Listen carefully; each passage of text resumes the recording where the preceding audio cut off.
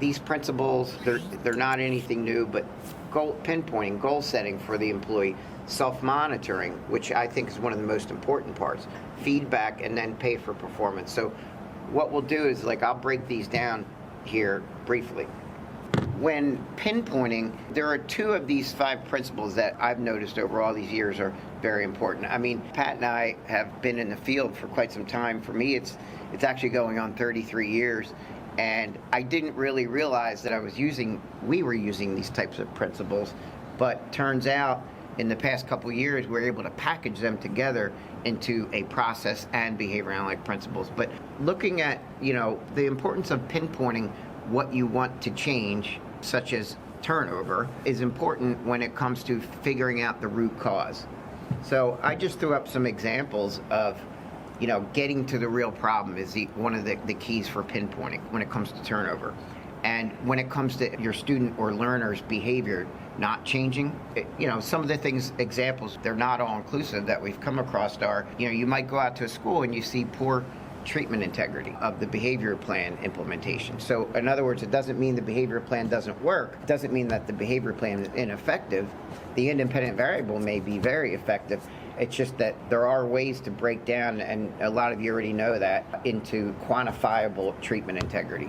If your supervisor goes out, they see that 9 out of 10 components are effectively being implemented, they're asked questions, they're supported, that's like a 90% treatment integrity. Another example would be, you could have excellent treatment integrity and it's really the plan that's not effective.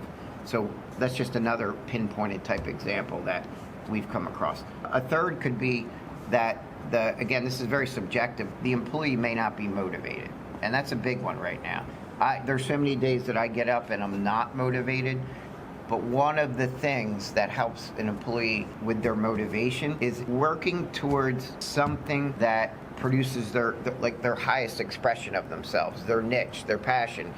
And it's something that we've worked really hard on over years to find one thing that makes it all worth it. So in other words, you could have a really rough day, and I'm pointing to unmotivated. Operational definition could be very specific, but someone who may be unmotivated, part of it, I've found it over all these years, is that they simply don't have something of their own that they have an impact on, and they don't always know. They might see the impact on the learner in the moment, but they don't know how their actions day to day tie to the overall larger mission of the organization. So the more we can make it salient to them that every little action they take contributes, and it kind of cascades upwards towards the organizational mission, and finding something that they can do that fulfills their passion. And usually it's volunteer at first, and it's person finding their passion and using that and enjoying it. Might be 1% of their day, and it may be unpaid because they volunteer to do it. But then quite often we find that role can become a paid role, and that person found something. And when you can bring out someone's highest expression, what they're passionate about, that's a sustainable job. And the people that I've noticed that have gone through the pandemic come through the other side of it, if we are there, it's because they're hanging on to that one thing they love. I see, we have a perfect example would be the branding team. So we have in order to disseminate the science effectively, we've assembled a bunch of folks that enjoy social media. Tyler became the director of that group, and then there are about 13 or 14 folks that find a real passion in pushing out behavior analytic content. That may make their day worth it if they had a really rough day. Does that make sense? As you can see, there are other things that could impact the problem that when it comes to it. So the next step is really being able to identify goals. After you've identified the problem, and one of them could be a learner not changing behavior, or the other thing could be that the employee is unmotivated. What you want to do is have real specific goals. Again, this clearly isn't brain surgery, I guess, but one example would be a person would have a scorecard, and we would notice that we would have to make things a little more concrete for the individual. And a lot of people really want that in their early stages of their career. So it might be guidance such as, okay, how about this? The person that I supervise, I'll say, with this learner, since we're not sure of the problem right now, and we're not sure of the clinical associate, the direct therapist's motivation level, let's just get out there. The goal might be 3 times per week. It might be to increase treatment integrity to 80% or better. A goal might be for the supervisor or BCBA to go out and execute the plan hands-on. Of course, it being modeled by the BCBA as well as involving the clinical associate in that feedback in the moment. So there are just some examples of some goals. Now, principle 3, I think, is one of the most important things. So when people, the act of self-monitoring your own behavior and then reporting that out often changes behavior in itself. But it's hard to pinpoint what you should be self-monitoring and what goals to create. And that's why I just gave a few examples of that. An example of self-monitoring, right, that changes behavior in itself would be this. We're actually working on an app that does this, so we don't have to have a million text messages, a million emails, a million phone calls. But a perfect example would be that the clinician at the end of the week would text one of us. Like they might text Josh as the vice president of Pennsylvania. This isn't something that's going to go on endlessly, but he might be able to keep track of many staff that need support. Or they might have performance problems by not showing up on time or not being there. And the way he might track that is by them texting at the end of the week the number of times they went to a certain school district, right?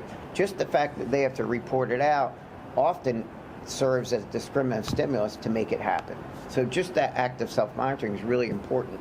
The way we've been able to mobilize many people across the different states at the highest level is that, like I was saying, these goals cascade up to the executive team. And then the executive team, if you could see on this slide, we all gather and review the data. So all the scorecard data, the things that people self-monitor and report to the supervisor, it all flows to these key performance indicators so that the leadership teams can discuss it. And it's not a meeting to only report out, but it's a problem-solving meeting. That's every Monday at 12:30. It's a long one, it's tiring, but we solve a lot of problems. And then the fourth principle and the fourth step, just giving and getting that reciprocal feedback. So you would be amazed at how many times I've spoken to a clinician and they haven't had any feedback, or they've self-monitored something and never heard something back. So for example, right now we have a group of leaders that go out to certain school districts to support people. There's a form that they fill out in like a Google sheet or Excel sheet, and then that's how they monitor where they went so that it could be discussed to see that we're getting around where we need to. But it just so happens to turn out nobody's checking the form. So by not checking the form, over time, there could be drift. So the fact that because the staff, the leaders have reported to me, the form is sporadically filled out, my inference is that there aren't people checking it and giving reciprocal feedback. So that's why it's so critical. It's almost like audits. So the reciprocal feedback sometimes has to be audited in a positive way. So if we note that someone hasn't been to a specific school district, it's just a problem-solving thing. What's the reason? What are the barriers? But again, it all ties back to it's not going to be sustainable for me to text Josh endlessly and then him not get back to me with support feedback. That's where self-monitoring falls apart. But the fact that principle number 3 of self-monitoring is so important, it's because we're all stretched thin. So if someone is monitoring their own performance, letting their supervisor know about it with a phone call, a text, or an email, and then the supervisor calls, they know someone gives a shit. With principle 4 about reciprocal feedback, what I threw up here were just some examples of, can you type in yes if you've had difficult feedback sessions where you had to deliver undesirable feedback to an employee? Can you type in yes and it didn't go so well?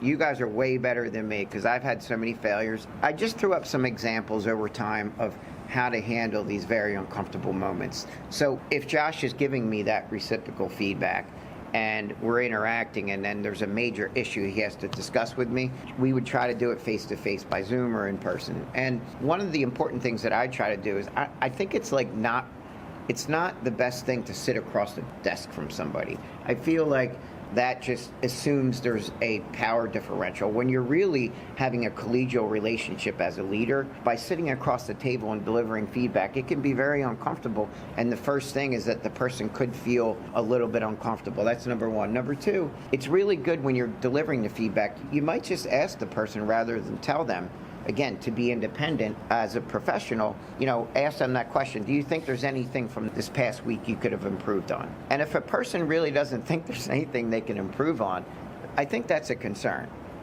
Now, it's even better when the person reports that there is something they can improve on, and it's even better if it's the same thing that Josh identified. And just the fact that the person may have originated the idea, the feedback goes much better.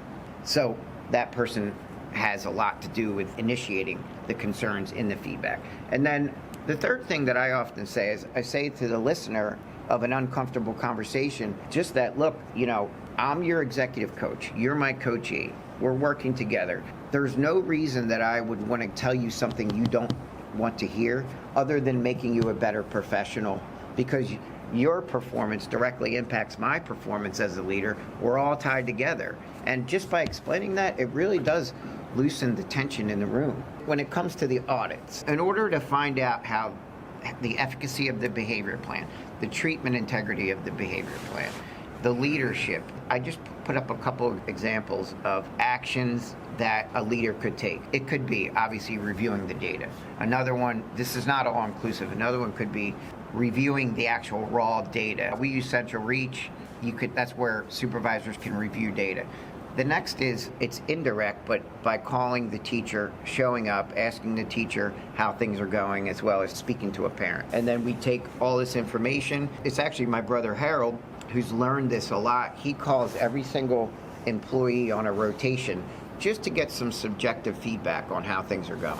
One thing that I like to do when I can't really get feedback from an employee because maybe they just don't feel good discussing it. So they may have put in the survey and Dr. Pergar may have reviewed it.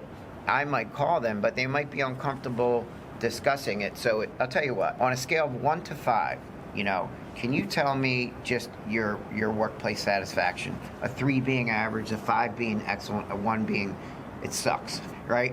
And just by doing that, by saying 1 through 5, and then, kind of gently running escape extinction so you can support that person may say 3 is very average. But that gives you a talking point. It gives you an opportunity to say, all right, well, what is it that I might be able to do to make it a 4 so that you enjoy work a little more? And then what could I do to make it a 5?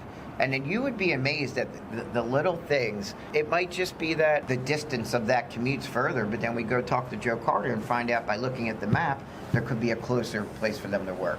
Some real simple things can improve the person's job satisfaction.